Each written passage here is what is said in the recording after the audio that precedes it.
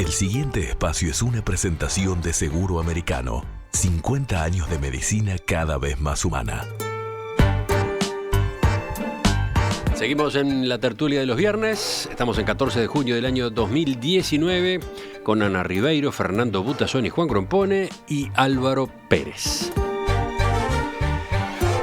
Seguimos hablando de comunicación, pero ahora saltamos al hemisferio norte. Los videos deepfake se están transformando en la técnica más sofisticada para crear noticias falsas. ¿Qué son?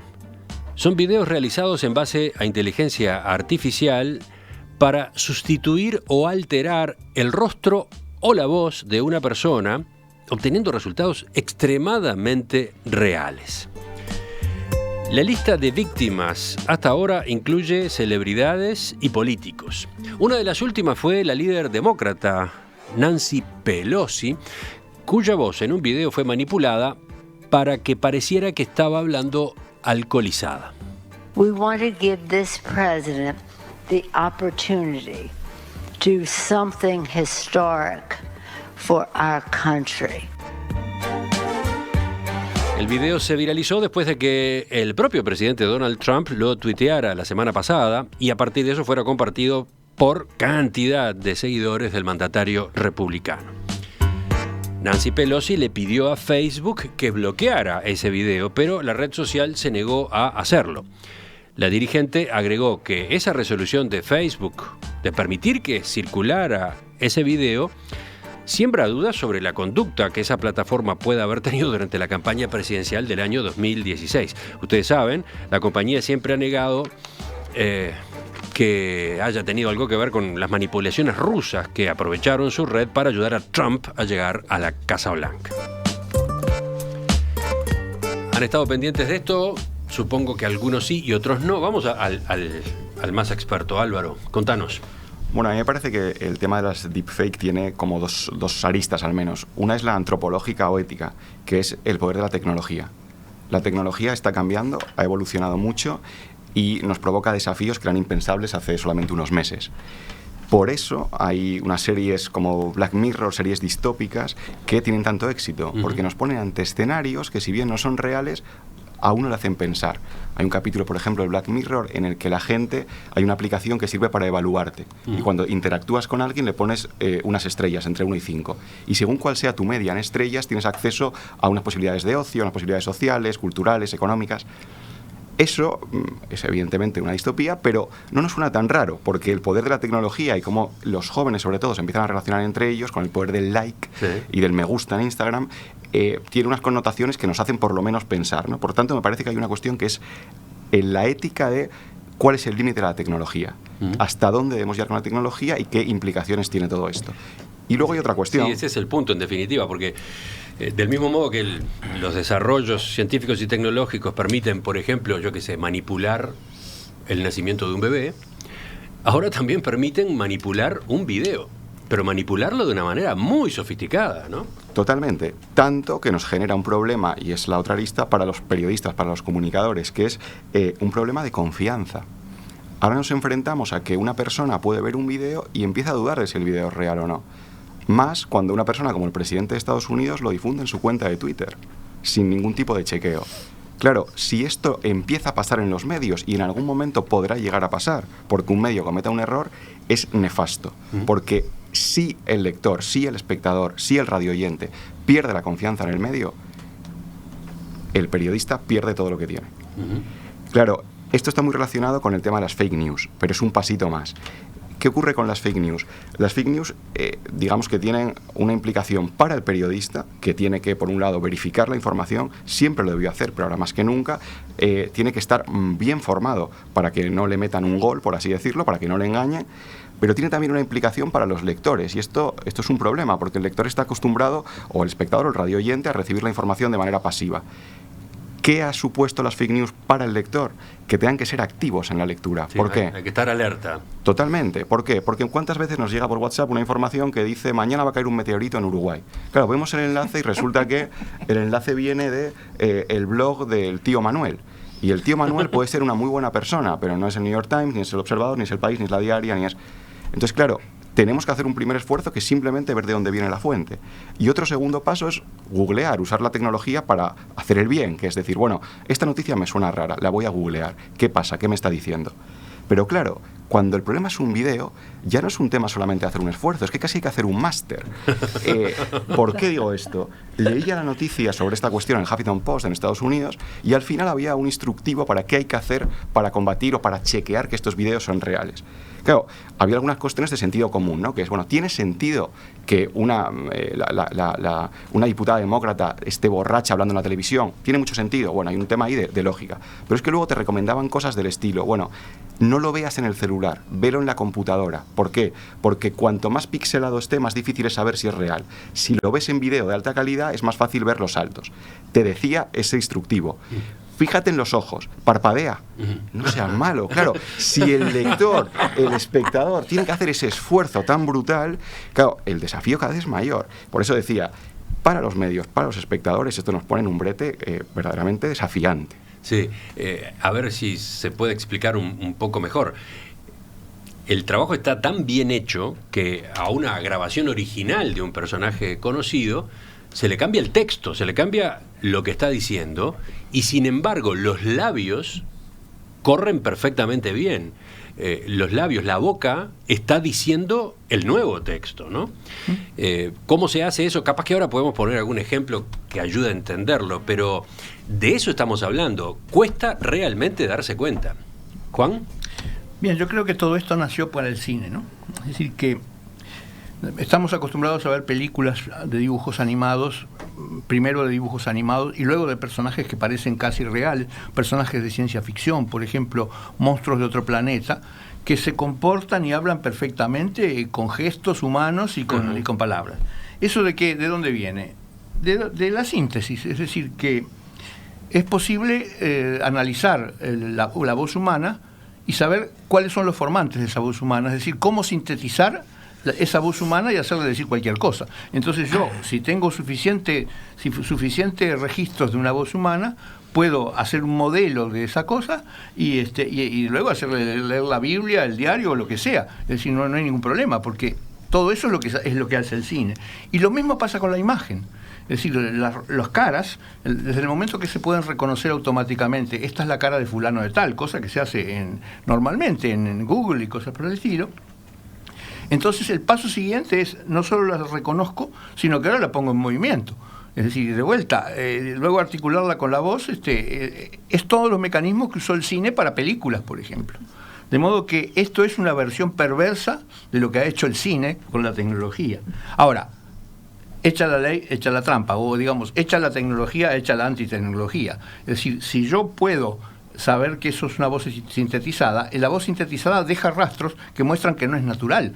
La voz natural no es perfectamente homogénea, de modo que otro programa puede reconocer diciendo, no, esta es sintetizada porque, mire, no se equivoca nunca carraspea, nunca parpadea, ¿no? Ese tipo de cosas, que son las cosas que son humanas y que pueden no estar incluidas en la versión sintética y artificial. De modo que echa la ley, echa la trampa, o echa la tecnología, echa la antitecnología. A ver, si Andrés Plata allí en la operación de video tiene esta grabación, para quienes nos están siguiendo por YouTube, podemos mostrarle un ejemplo de cómo se puede llegar a fusionar la cara de una persona en la de otra. En este video, que en realidad es un video hecho con fines humorísticos, se ve a la actriz Jennifer Lawrence con su rostro cambiado, le ponen el del actor Steve Buscemi. Miren eso.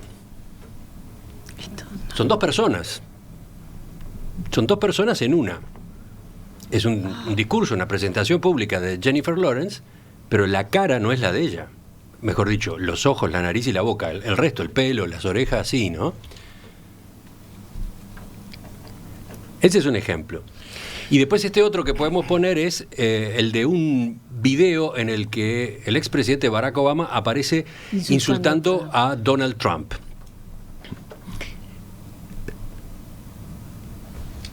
Ese discurso como tal, con ese texto, no existió.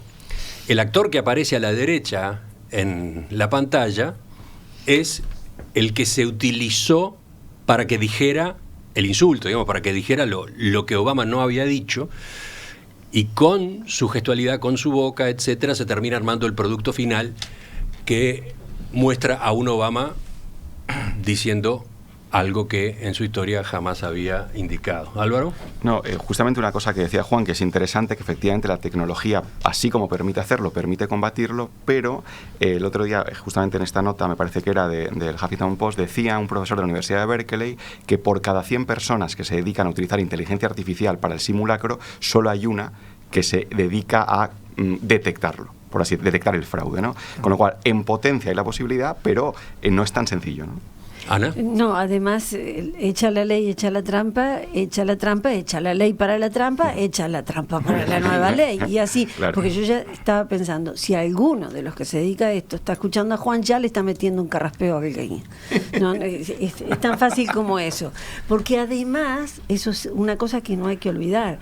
Estamos en problemas, sin duda, porque el ser humano ya no tiene capacidad para producir, para procesar la cantidad de información que se produce por día. Y eso es imparable. Y nos deja en una suerte de minusvalía frente a nosotros mismos, lo cual es una situación de absurdo. Frente a eso, y como contrapartida, yo diría que somos una especie animal con capacidad de aprendizaje continuo. Entonces, así como las viejas películas hoy nos parecen tan torpes, por ejemplo, uno de mis hermanos mayores, hoy ya fallecido, lo llevaron de niño a ver la primera versión de King Kong y lloraba aterrorizado, y yo veo esa primera versión de King Kong y me río a carcajada, ¿no? Porque es tan torpe. Entonces, todos somos capaces de hacer un aprendizaje permanente comunicacional, sin haber ido a la universidad a una licenciatura en comunicación. Lo hacemos todo el tiempo. Todos entendemos cuando una publicidad está envejecida, la vemos, nos genera o nostalgia o hilaridad, pero nos generan cosas. Entonces, aprenderemos a dominar estas deepfake. Pero mientras tanto, hasta ahora lidiábamos con el producto burdo con la misma idea. Yo ayer de tarde, a la misma hora en que de noche estaba terminando el debate entre Talvi y Andrade, recibí en mi celular una grabación con un producto de estos más burdo, en la que el expresidente Mujica decía: Otal Maneco tiene el poder. Entonces, y eso era muy burdo, te dabas cuenta que era una broma, pero han perfeccionado un poco lo que estábamos acostumbrados hasta ahora a ver. ¿Cuántas veces vimos a Hitler a los gritos en aquella película, ¿no? Cuando le anuncian que está en el búnker, lo vimos a propósito de alguna ley, alguna suba de impuestos, el resultado del Mundial de Fútbol. Se repitió 20 veces esa. Ahora lo han perfeccionado y llevado a... y además está aquello de lo que hablábamos en el bloque anterior. Obviamente, si yo quiero creer que Obama insulta a Trump, voy a estar predispuesto a... Y después está el problema de la difusión, ¿no? Y por ejemplo, el brete, el dilema para una plataforma como Facebook. Sí. En Facebook circula un video de estos truchos, pero sofisticadamente trucho. Facebook se entera de que es falso, de que es una manipulación. No lo quita. ¿Lo deja? ¿Lo saca? Por ahora lo deja. Lo que hace es cambiarle, ¿cómo es? El algoritmo y que no aparezca tanto, ¿cómo es? Cambia el algoritmo para que no aparezca tanto y advierte: este video es falso, pero lo mantiene. Pero, de vuelta, echa la ley, echa la trampa. ¿Qué pasó? Que eso que decidieron con un video político de una demócrata se les volvió en contra, porque posteriormente se hizo un video con Mark Zuckerberg diciendo: yo les controlo, tengo información sobre todos ustedes, de este tipo de deepfake. Sí, hicieron, a ver si repito y se entiende un poco mejor. Alguien hizo un video del dueño de Facebook diciendo algo que no había dicho, ¿no? Dice textualmente: imagina esto por un segundo, un hombre con control total de los datos robados de miles de millones de personas, de todos sus secretos, sus vidas, sus futuros, se lo debo todo a Spectre. Spectre me mostró que quien controla los datos controla el futuro. Eso aparece diciendo el mismísimo Mark Zuckerberg. ¿Y qué hace Facebook con ese video? Bueno, esta es la cuestión. Antes no lo habían bajado, van a bajar este video o van a seguir con la misma política neutral, que es lo que habían definido, de simplemente avisar de que era un video falso. Bueno, esta es la cuestión, ¿no? El poder que tiene todo esto y las implicancias que tiene. Puede hacer daño incluso a aquellos que en un primer momento deciden obviar el problema. Me parece que toda esta cuestión pone de manifiesto el poder y el peligro que tienen estas cuestiones, sobre todo porque como muy bien dice Ana, efectivamente seguramente mejoremos en la detección, nos daremos más cuenta, esto que ahora nos parece raro de ver el pestañeo, al final nos acabaremos dando cuenta de manera natural, acabaremos fijándonos en el tono de la voz, etcétera, etcétera, pero en España decimos una frase que es, no sé si aquí la dicen, calumnia que algo queda.